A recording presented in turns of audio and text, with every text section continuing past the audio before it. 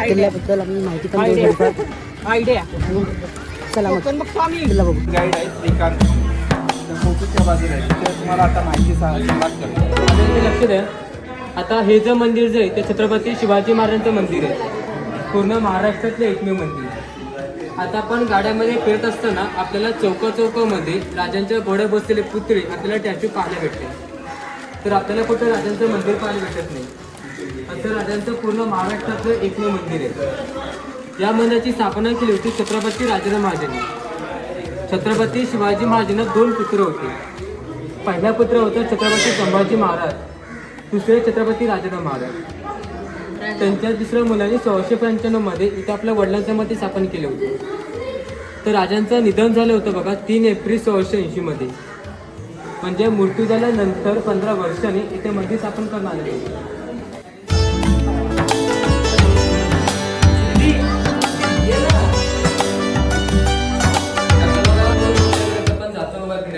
त्या घरांवरती आपल्याला 2 मंदिर पाहायला भेटतात. एक भवानी मातेचं मंदिर, दुसरं म्हणजे महादेव मंदिर. छत्रपती शिवाजी महाराज होते शंकराचे भक्त होते. अशाला प्रत्येक गडावरती शंकराचे पिंड नंदी स्थापन करणार आहे. आतमध्ये फक्त इथे मंदिरच नाही, त्या मंदिरामध्ये छत्रपती शिवाजी महाराजांचं मुख्य मार्ग आहे, ज्याला आपण भुयारी मार्ग ओळखतो. आणि राजांचा हा जो भुयारी मार्ग होता तो मालवण ओझर त्या ठिकाणी गडाच्या वर ओपन व्हायचा, मालवण ओझर गावी. तर आपण बघतो तर गडाच्या चारी बाजूला समुद्र आहे बघा. तर चारी बाजूला समुद्र असूनही तरी पण आपल्याला पाण्याखालून हा मार्गावर काढला होता 700 वर्षांपूर्वी. मग आता या गडाच्या चारी बाजूला समुद्र आहे आणि मधीत गोड पाणी. ज्यावेळी छत्रपती शिवाजी महाराज किल्ला बांधण्यापूर्वी स्वतः बेटावरती आले होते किल्ला पाहण्यासाठी. आणि राजाने बेट फार आवडलं होतं. आणि अशी छत्रपती शिवाजी महाराजांनी समुद्रामध्ये 84 बेटं पाहिली होती पाण्यामध्ये. आणि त्या 84 बेटामधलं छत्रपती शिवाजी महाराज किल्ला बांधण्यासाठी हे बेट निवडलेलं होतं. तर राजाने हे बेट आवडल्यानंतर राजाने गडाची गणेश पूजा केली होती बघा. गणेश पूजा त्याला आपण भूमिपूजन म्हणतो बघा. आणि भूमिपूजन झाल्यानंतर किल्ल्याच्या आर्किटेक्ट हिरो तेंडुलकर त्यांनी किल्ला बांधायला सुरुवात केली होती. पण महाराजांचा विचार असा आला तर आपण किल्ला बांधण्यासाठी आपण एवढं मोठे सैनिक किंवा मजूर वगैरे आणले त्यांना वर्षाचं आपल्या 12 महिने तर पाणी पाजवं लागतं. आपण हे पाणी वर्षाचं 12 घालून म्हणू शकतच नाही. मग राजाने किल्ला बांधण्यापूर्वी गडाची पहिली योजना केली होती ती म्हणजे पाण्याची. तर राजांच्या सैनिकांमध्ये असे पण काही सैनिक होते ते आपल्या समुद्रामध्ये गोड पाणी मिळू शकतो, त्याचा जिवंत झरा सुद्धा आहे. आपण त्या लोकांना पानाडी लोक म्हणतो बघा. पानाडी ते पानाडी लोक असतात तरी जमिनीमध्ये झरा सुटतात. त्यांना संपूर्ण बेटावरती 3 झरा भेटले होते. मग राजांनी त्या ठिकाणी 3 वेळी खोदून घेतले होते.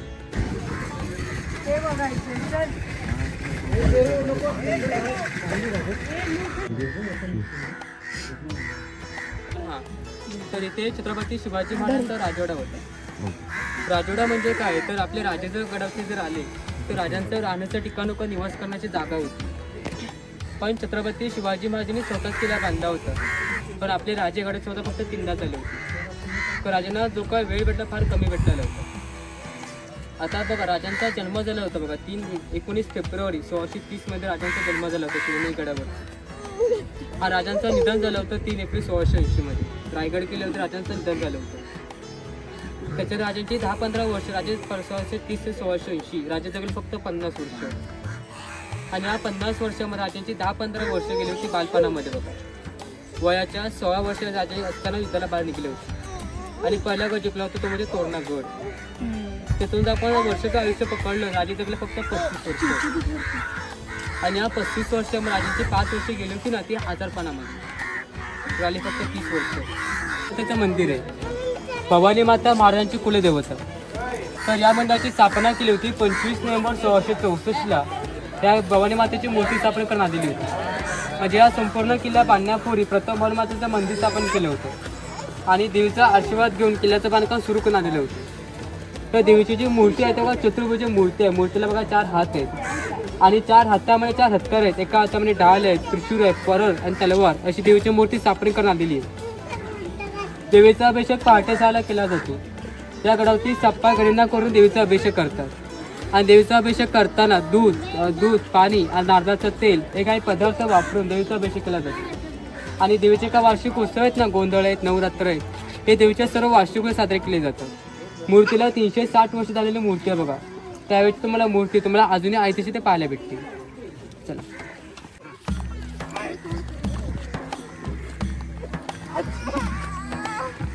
अरे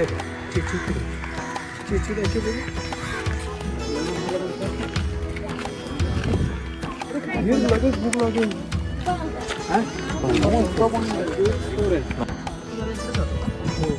22 कुटुंब.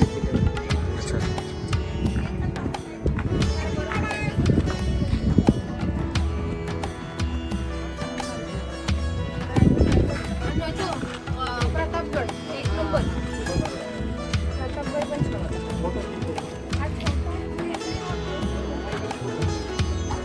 सदर असेल तर कसं असेल बांधकाम हे तलावच होतं.